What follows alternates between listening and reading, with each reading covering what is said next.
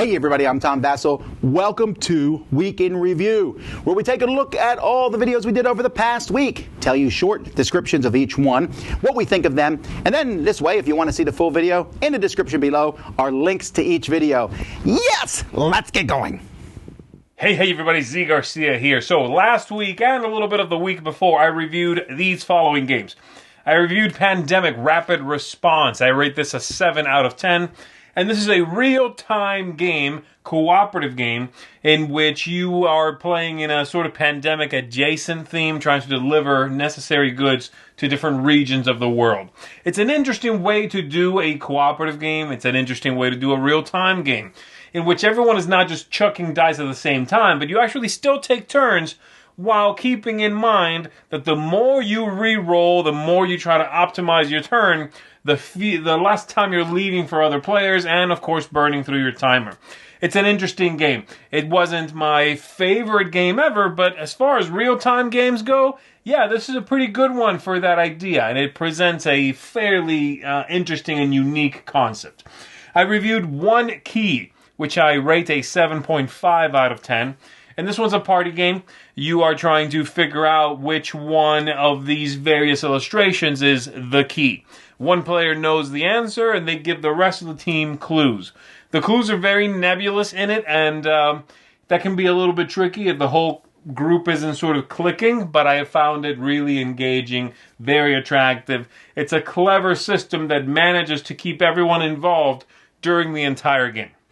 I reviewed a game called Queenz, with a Z at the end. I rate this an 8.5 out of 10, and this is a pretty straightforward, somewhat abstracted tile selection and tile laying game. You're creating groups of flowers and scoring those flowers, with a couple of wrinkles on top of that. It's a beautiful game. It's a tactically rich and engaging game. I dinged it a little bit for the replayability and for the fact that it is basically an abstract game, but overall, this is a real solid, interesting, engaging, family-weight game. I'm thinking here kind of like the next Azul is sort of where I see this. And then lastly, I reviewed Naga. I rate this a 9 out of 10. I did a first look of it some time ago, but now the final one is out. And I really am just thoroughly impressed with this game. I really enjoy it. 2-player game, trying to delve into your own temple and discover these tiles. There is a lot of tactical play. There's some luck. There's cards. There's dice. There is luck. But it is such a rich experience filled with, ultimately, fun moments. And that's what I like about it. It's just a fun exploration game. So there you go. That's it for me. I'm Zee Garcia. I'll see you on the next one. Hey folks, welcome back to another week in review. We did 5 videos for you this week, but they were mostly ones from the previous week where I was at CMON Expo up in Atlanta, Georgia.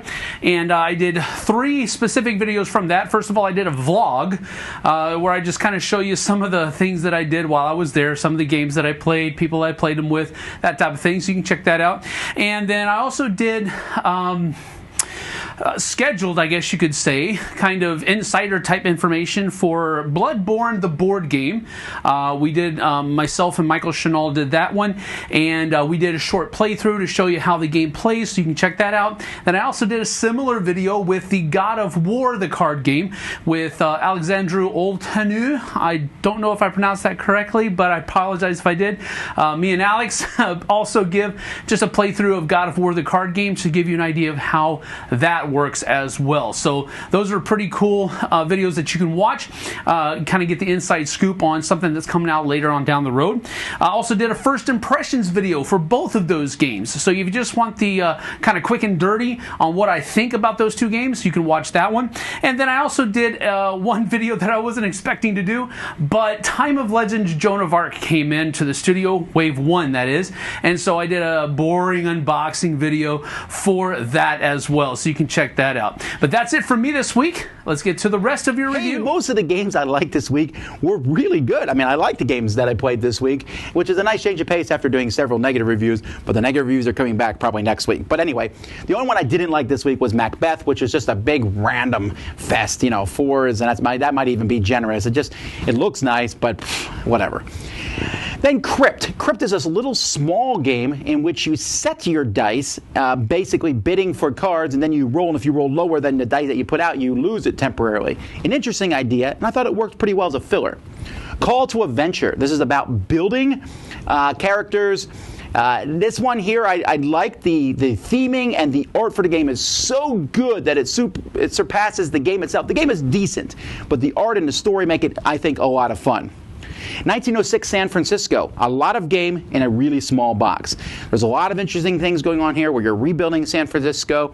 I wish the game was slightly bigger, honestly, because it is pretty small for what it is, but there's a lot of cool concepts, and including a turn movement type thing that I haven't seen before. Welcome to Dino World. This is a roll and write. It's a fairly complex one, but what do you expect from the same designer who did Anachrony? There's a lot going on in this. There's actually two versions, Light and Danger. I like the Light version a little bit better, but it's, you're basically building a dinosaur park. I took a look at the Marvel Legendary expansion Venom, which was good, solid, great mechanisms.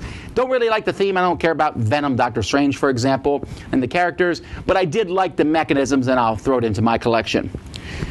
Now let's get to games I really like. Ticket to Ride London, a small little box. I like it better than the New York one.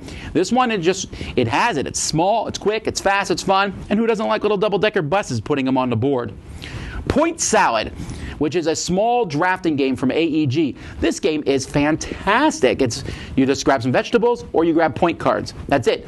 But there's like 108 different point cards in the game. It's literally just collect cards and points, but it's fast, it's simple, it's fun, very enjoyable. Another expansion for Marvel Legendary, Dimensions. This one I really enjoyed, especially Squirrel Girl, and I like the new switcheroo concept that it has, where you switch one card out for another. A lot of fun.